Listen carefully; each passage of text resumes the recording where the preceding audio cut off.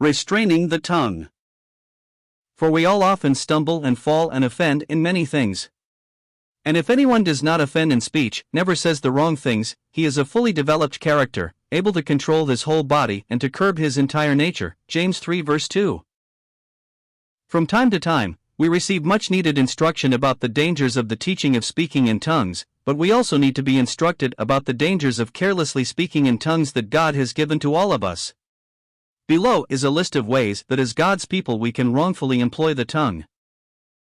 1. We often flatter people, saying nice things about them which we really do not mean. This is not only dishonest, but it generally leads us into future problems. A man who flatters his neighbor spreads a net for his feet. Prov.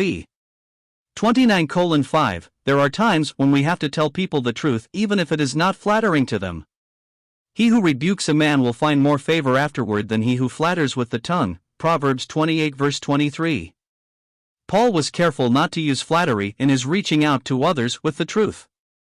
We do not build others in Christ by flattery. But as we have been approved by God to be entrusted with the gospel, even so we speak, not as pleasing men, but God who tests our hearts. For neither at any time did we use flattering words, as you know, nor a cloak for covetousness. God is witness. 1 Thess. 2:4-5. 2. More often than we realize, we use the tongue to boast. Boasting is a very subtle thing that can happen before we realize it. We do something that we think merits the attention of others and we begin to talk about it. Even so, the tongue is a little member and boasts great things. James 3 verse 5. We not only boast about our past accomplishments, but many times we boast about our future plans. This is as much a manifestation of pride as the former. But now you boast in your arrogance. All such boasting is evil. James 4 verse 16. If flattery is used to appeal to the pride of others, boasting is an act of self-flattery. 3. The tongue too often is engaged in gossip. Many times we do not intend it to be gossip, but our tongue has a way of straying from our original intentions. Whenever we talk about people behind their backs, we are generally engaging in gossip.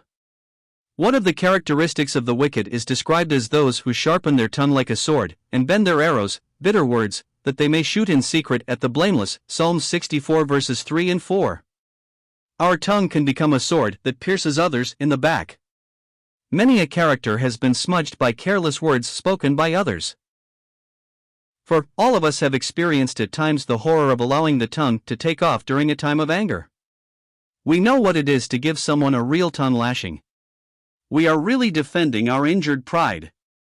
And the tongue is a fire, a world of iniquity. The tongue is so set among our members that it defiles the whole body, and sets on fire the course of nature, and it is set on fire by hell. With it we bless our God and Father, and with it we curse men, who are made in the likeness of God. Out of the same mouth proceed blessing and cursing. My brethren, these things ought not to be so.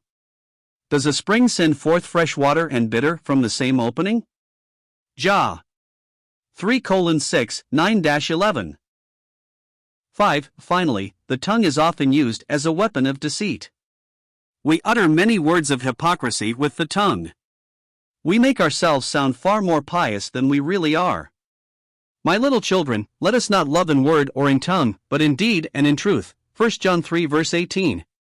Peter exhorts us to lay aside all guile and hypocrisy. 1 Pet 2:1. The tongue loves to run ahead of our true heart experiences. Let us then become increasingly aware of the dangerous potential of the tongue. James says that it is an unruly evil, full of deadly poison. Jah. 3:8. When we become aware of its evil employment, we can then turn to the Lord for deliverance. Too often we do not recognize the sin of the tongue, and thus we do not judge the sin before God. No man can tame the tongue, but God can control it if we ask Him in sincerity. May we daily breathe the prayer of Psalm 19 verse 14, "Let the words of my mouth and the meditations of my heart be acceptable in your sight, O Lord, my strength and my Redeemer."